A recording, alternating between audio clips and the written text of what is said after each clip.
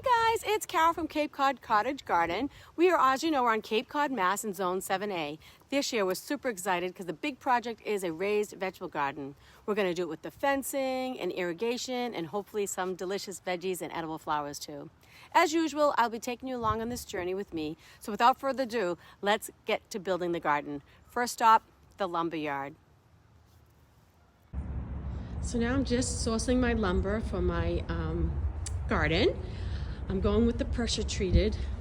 I was gonna do cedar, but I need a lot of lumber and this is already very expensive. So to keep my costs down, I'm going with pressure treated. I did some research and the things that were bad about pressure treated in the past are no longer in the wood, like arsenic and all that. It was like they can't make it for, use it in lumber anymore since I think like 2002, don't quote me on that, but something like that. So I'm getting 20 pieces of 2 by 12 by 8. And then for this project, I need 4 pieces of 2 by 12 by 10. I can't fit those in my car, so Mr. Hubby's coming with this truck. But I think I'm gonna have to make several trips to fit all this. And we begin.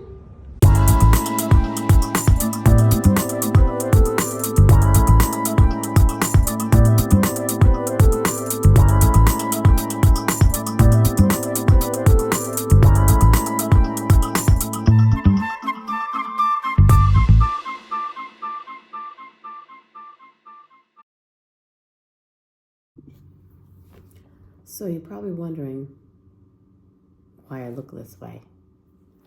And the reason is it's, I don't know, probably 4:15 in the morning. I made a fatal flaw with my garden plant. And I have to fix it today. Let me back up a little bit. So today I'm finally back down the Cape. And it's the day that I'm having all my soil delivered. I had my vermiculite came yesterday. My compost is coming, my peat, and then all my yards of screen loam. So it's all coming today. So the plan was get an early start, mix all my soil, and fill my beds. Done. Mr. Hubby leveled all the boxes. But about 3 in the morning, I sat bolt upright in bed from a sound sleep and thought, I made a mistake. There's been something niggling at me in my garden plan and I just couldn't put my finger on it. But in the middle of the night while I was sleeping, it dawned on me. And to explain it to you, I'm gonna have to show you my garden plan. Okay, let me turn my computer on. Hi, Mr. Momo, my constant companion. Okay. So I'm going to show you. I hope this works well. I'm not sure if this is going to work. So here's my garden plan. This is the south. This is north. This is east. And that's west. So this is where you, oh, Momo, stop. This is where you enter. Sorry, my cat wants to be scratched. Okay. So this is where you enter. Like this. You need to stop, Momo. This is where you enter. And what was bothering me about this whole plan is all my trellises are going to go here because the sun comes this way, right? And I'm thinking, wow, I only have 3 feet here for trellises, 3 feet here for trellises, and maybe, I don't know, 1, 2, 3, 4, 5 feet here for trellises. And I planned this because I think it was aesthetically pleasing to walk in and have the big planter here, my bench here. And then, I don't know, I just thought it was aesthetically pleasing, but functionally, not really. All of these beds need to be turned this way so I can have them long ways. So I'll have much more exposure to the sun, which comes from this way. I think I can do it. The problem is that Mr. Hubby, just finished leveling all of the boxes. So I'm waiting till dawn. I'm staring longingly out at my backyard in the pitch black, waiting for the sun to come up so I can figure out if I can just turn these. So this box will go this way, this box will go in one box. So it'll be like 2 boxes going this way and 2 boxes going this way, long ways. So that way I'd have more southern exposure on my vegetables. I can't believe I did this. I can't believe it. So anyways, folks, don't get dizzy.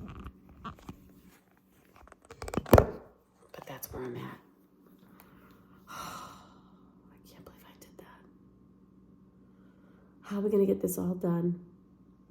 And the soil's coming today. We'll see. Just waiting for the sun to come up.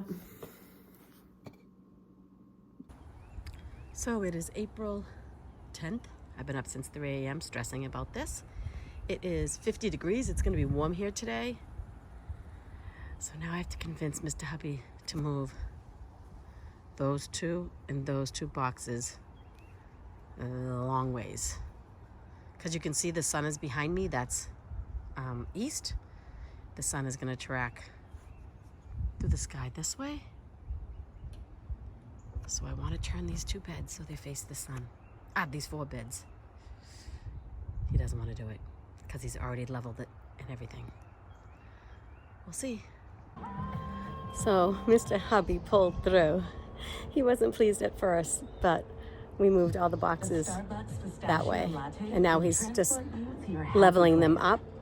And let me tell you, both of us will lift in these. They're pressure treated wood, 2x12s, super heavy. I was like, this might be the end of my day because I might throw my back out, but we managed. Just waiting for the soil to arrive.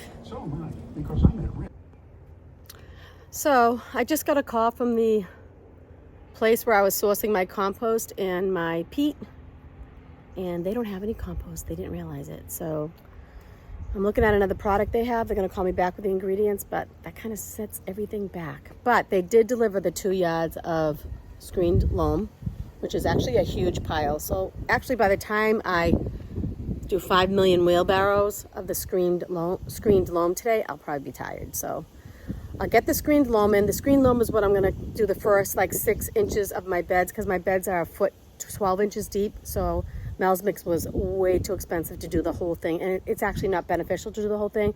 So I'm putting this nice screened loam in the bottom 6 inches, and then hopefully if I can source my compost. They said they might have something that they can deliver today or tomorrow. Otherwise, I have to wait till next week. I have my vermiculite already. So we'll just see how it goes. That's how it goes sometimes. But I am disappointed. Okay, so far we've got 1, 2, 3, 4, 5 boxes. This one needs a little bit more filled with the screened loam. I'm sorry for the sun glare. What a day we had to do this. Gorgeous out. And so I filled the bottom 6 or so inches of these beds with the screened loam, and then I'm gonna top it with an equal mixture of a third peat, a third good compost, and a third coarse vermiculite. And that's where we're going. So far, so good. So here we are. This is the next weekend. We weren't able to do anything on our garden this weekend because we had company all weekend, but my company is gone, and I just wanted to give you an overview. I think I'm gonna have to end this video here and do this in sections, this whole garden planning and assembling and growing sections of my new raised bed, because it would be like 4 hours long. Because right now, the next step we have to do is I think we're gonna put in the drip irrigation next. So that's probably going to be a video onto itself. And then we have to fill the beds to the top with the Mel's Mix that I talked about earlier. Sorry, it might be a little windy here. And then we have to build the fence. And then we have to we're going to lay wood chips. And not to mention all the trellising. And there's just a lot to do with this garden. So I think I'm going to have to do it in parts. So for now, I'm going to end this part of the video of the garden, which consisted of just the design, the layout, building the boxes and getting them leveled and halfway filled. So this is the end of part 1, but thank you for following along. I'm sure all of this stuff that we're doing in these videos is the first time I've ever done this. We had one small garden box at our old house. I think it was like 3x6 or something like that. No drip, no fence, None of that. So all of this is going to be new to us, so you can learn through our mistakes if we make some, which I'm sure we will. And thank you for following along. More to come.